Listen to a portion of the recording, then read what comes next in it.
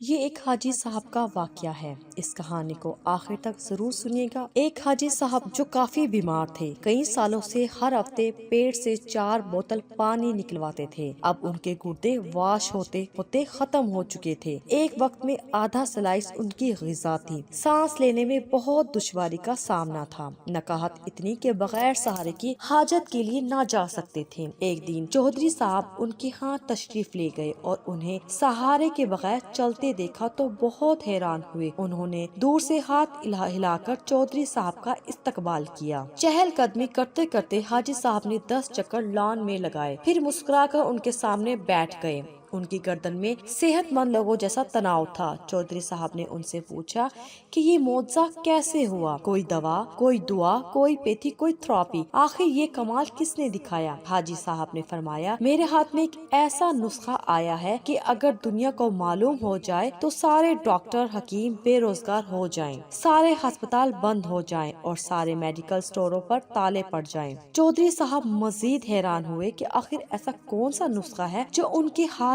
آیا ہے۔ حاجی صاحب نے فرمایا کہ میرے ملازم کی والدہ فوت ہو گئی۔ میرے بیٹوں نے عارضی طور پر ایک 6-7 سالہ بچہ میری خدمت کے لیے دیا۔ میں نے ایک دن بچے سے پوچھا کہ آخر کس مجبوری کی بنا پر تمہیں اس عمر میں میری خدمت کرنا پڑی؟ بچہ پہلے تو خاموش رہا، پھر سسکیاں بھر کر بولا کہ ایک دن میں گھر سے باہر تھا، میری امی ابو بھائی بہن سب سیلاب میں بہہ گئے، میرے مال مویشی جانور زمین پر اقتداروں نے قبضہ کر لیا، اب دنیا میں میرا کوئی نہیں، اب 2 وقت کی روٹی اور کپڑوں کے عوض آپ کی خدمت پر مامور ہوں۔ یہ سنتے ہی حاجی صاحب کا دل پسیج گیا اور پوچھا، بیٹا کیا تم پڑھو گے؟ بچے نے ہاں میں سر ہلا دیا۔ حاجی صاحب نے مینیجر سے کہا کہ اس بچے کو شہر کے سب سے اچھے اسکول میں داخل کرواؤ۔ بچے کا داخل ہونا تھا کہ اس کی دعاؤں نے اثر کیا، قدرت مہربان ہو گئی۔ میں نے 3 سالوں کے بعد پیٹ بھر کر کھانا کھایا۔ سارے ڈاکٹر اور گھر والے حیران تھے۔ اگلے روز اس